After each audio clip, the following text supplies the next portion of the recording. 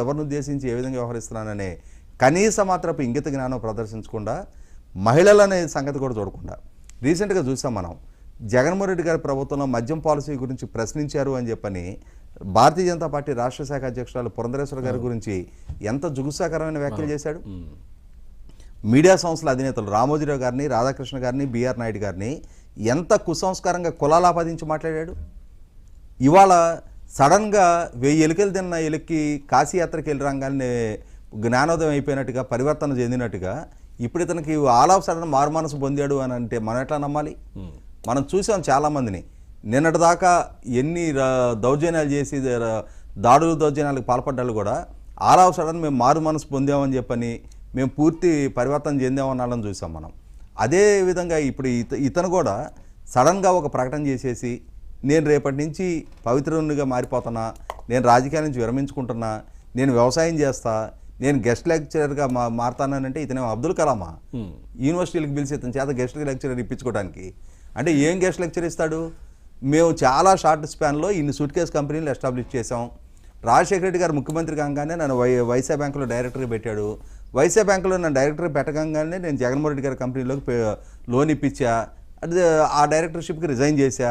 మళ్ళీ తీసుకెళ్ళి నన్ను మారిషస్ కంపెనీలో నన్ను డైరెక్టర్గా చేర్చారు. ఆ కంపెనీ నుంచి జగన్మోహన్ రెడ్డి గారి కంపెనీలోకి పెట్టుబడులు రాగానే మళ్ళీ ఆ కంపెనీకి కూడా రిజైన్ చేశా.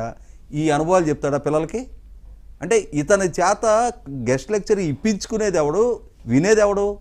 అంటే ఈ అడ్డదారుల గురించి పిల్లలకి లెక్చర్లు ఇచ్చి వాళ్ళకి ప్రావీణ్యం నేర్పిస్తాడా? ఏ రంగంలో నువ్వు నిష్ణాతుడు అని చెప్పని నీ మీద ఉన్న కేసులేంటి, నీకున్న నేపథ్యం ఏంటి? పోనీ ప్రజా జీవితంలో ప్రజాప్రతినిధిగా దాదాపుగా 8 సంవత్సరాల పాటు రాజ్యసభ సభ్యుడిగా ఒక 6 సంవత్సరాల టెన్యూర్ ఫుల్గా పనిచేశాడు. ఇప్పుడు ఇంకొక 3 ఆల్మోస్ట్ 9 ఇయర్స్గా రాజ్యసభ సభ్యుడిగా ఉన్నావు. నీ వల్ల ఈ రాష్ట్రానికి అనుగుణ ప్రయోజనం ఏంటి? రాజ్యసభ సభ్యుడిగా జగన్మోహన్ రెడ్డి గారి కేసులు ముందుకు పడకుండా లాబింగ్ చేసుకోవడం తప్ప నువ్వు ఈ రాష్ట్రానికి సాధించుకొచ్చిన పెట్టుబడులు కానీ తీసుకొచ్చిన గ్రాంట్లు కానీ ఏమైనా ఉన్నాయా? నువ్వు విశాఖపట్నంలో కూర్చొని అక్కడ ఒక డీఫాక్టో చీఫ్ మినిస్టర్గా చలామణి అయ్యావు కదా. మరి పార్లమెంటరీ పార్టీ నాయకుడిగా కొనసాగి నువ్వు విశాఖపట్నం స్టీల్ ప్లాంట్ ప్రైవేటైజేషన్ కాకుండా నేనే అడ్డుకుంటున్నా అని చెప్పని పాదయాత్రలు చేసి విశాఖపట్నం మున్సిపల్ కార్పొరేషన్ ఎలక్షన్ అప్పుడు పొలిటికల్ మైలేజ్ తెప్పించుకునే ప్రయత్నం చేసావు కదా. అక్కడ బెదిరింపులు, దాడులు, దౌర్జన్యాలకు పాల్పడి అక్కడ చాలామంది రెక్కల కష్టమైన ఆస్తులను అన్యాక్రాంతం చేసుకున్నావు కదా. నీ వల్ల విశాఖపట్నానికి వనగూరిన ప్రయోజనం ఏంటి? నువ్వు తీసుకొచ్చిన గ్రాంట్ కానీ నీ ద్వారా ఎస్టాబ్లిష్ అయిన ఒక్క సంస్థ పేరు చెప్పు. నా వల్ల ఇన్ని సంవత్సరాలు పార్లమెంటరీ పార్టీ నాయకుడిగా, రాజ్యసభ సభ్యుడిగా, రాజ్యసభ పక్ష నాయకుడిగా కొనసాగి పిఎంఓలో నిత్యం నేను వాళ్ళతోటి యాక్సెస్ మెయింటైన్ చేసి రాష్ట్రానికి ఈ ప్రయోజనాలు తెచ్చా, ఈ తుఫాను సందర్భంగా ఇన్ని నిధులు తీసుకొచ్చా, ఈ కరువు నిధులు ఇన్ని తీసుకొచ్చా అని చెప్పని ఒక్క అంశం చెప్పానండి ఇతని ద్వారా. ఇవాళ రాష్ట్రానికి ఒక లైబిలిటీ వీళ్ళు కేవలం జగన్మోహన్ రెడ్డి గారికి రుణపడి ఉన్నాడు, జగన్మోహన్ రెడ్డి ఇతనికి రుణపడి ఉన్నాడు. ఇవాళ మ్యూచువల్గా వాళ్ళు అంటే జగన్మోహన్ రెడ్డి అక్రమాస్తులకి గుట్టుమట్లన్నీ ఇతని చేతిలో ఉన్నాయి.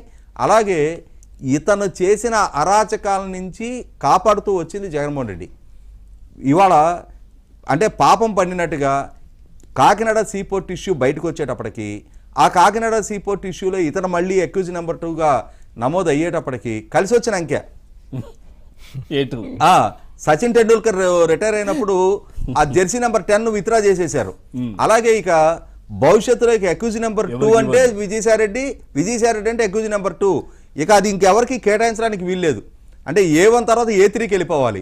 A2 మాత్రం శాశ్వతంగా విజయసాయి రెడ్డి కేటాయించాల్సింది. 3-4 కేసులు ఉన్నాయనుకుంటా. 11 సిబిఐ కేసులు అక్యూజ్ నెంబర్ 2.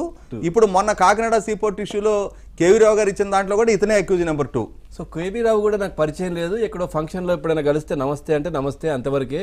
దేవుని మీద ప్రమాణం, కుటుంబ సభ్యుల మీద ప్రమాణం, నేను ఎప్పుడు అబద్ధాలు చెప్పను, ఎప్పుడు చెప్పలేదు, చెప్పను. సరే, అంత సచ్చీలుడైతే మన దగ్గర మరి అందుబాటులో లేదు. కానీ మాయాబజార్ సినిమాలు చూసేవాళ్ళం మనం, సచ్చిపేటం అని చెప్పని దాని మీద ఎక్కగానే నిజాలు తన్నుకుంటూ బయటికి రావటం. మరి అట్లాంటి ఏదైనా అందుబాటులో ఉంటే తీసుకొచ్చి ఎక్కిస్తే జగన్మోహన్ రెడ్డి గారి అక్రమాస్తుల దగ్గర నుంచి నిజాలన్నీ తన్నుకుంటూ వస్తాయి. మరి ఇదే వ్యక్తి ఒక్క మాట, ఇప్పుడు టెక్నాలజీ ప్రకారం ఉంటుంది కదా, లై డిటెక్టర్లు, ఇవన్నీ టెస్టులు లేదా ఇవన్నీ సాంకేతికంగా ప్రూవ్ చేయొచ్చు. ఇంకొక అంశం ఏంటి అంటే వివేకానంద రెడ్డి గారి హత్య జరిగింది. ఆ హత్య జరిగిన సందర్భంగా మరి ఇతనే మీడియాలోకి వచ్చి అది సహజ మరణం అని చెప్పాడు. మరి ఎందుకు చెప్పాడు? ఎవరు సమాచారం ఇస్తే చెప్పావు? ఏ నిజాలను కప్పిపెట్టడానికి చెప్పావు? మరి సిబిఐ దగ్గరికి వెళ్ళి బాబు అది జరిగింది హత్య, నేనే పొరపాటుని చెప్పానని చెప్పని ఏమన్నా ఇంత సచ్చీలుడు, ఇంత సచారిచంద్రుడు ఏమన్నా నిజాల గురించి చెప్పాడా?